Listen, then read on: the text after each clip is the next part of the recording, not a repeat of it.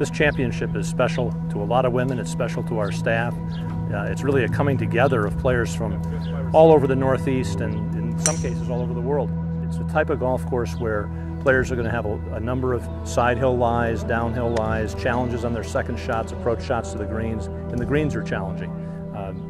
Not just for their speed, but also for their undulation and the importance of keeping the ball below the hole. And you saw the very best players rise to the top.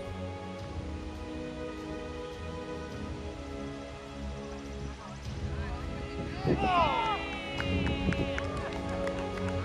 golf course speaks for itself. It's such a historic place. It's hosted so many great tournaments over the course of the years that it's a pleasure for us to be at a place like this and to have a great finish where it comes down to the wire, and to have everyone kind of finish with smiles on their faces really says that it was a successful day.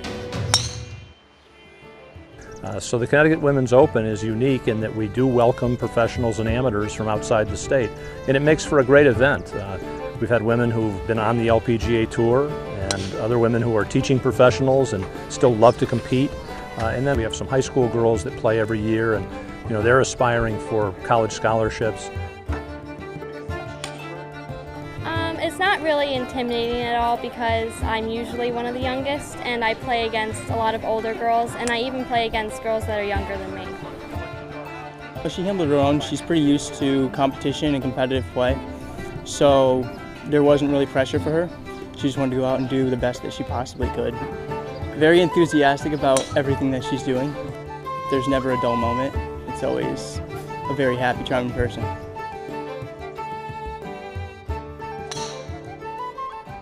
There was 75 players and I believe roughly about 40 professionals and 35 amateurs.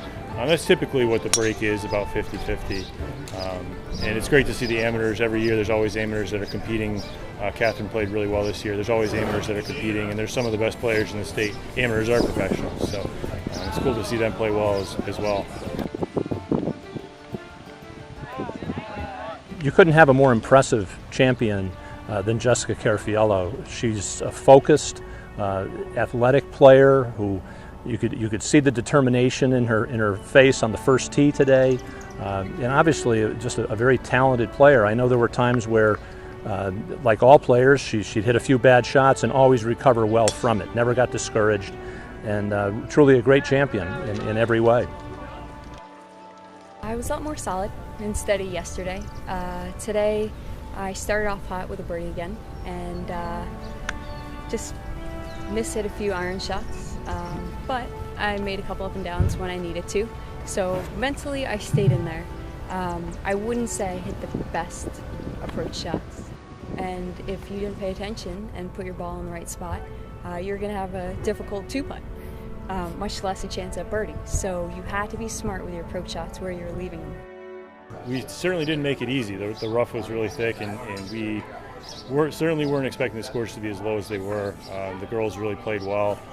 Like I said, we certainly didn't set it up easy. The greens were fast and the rough was thick, so it was definitely hard, but they played really well, and especially Jessica, she played so well coming down the stretch that it was fun to see her win.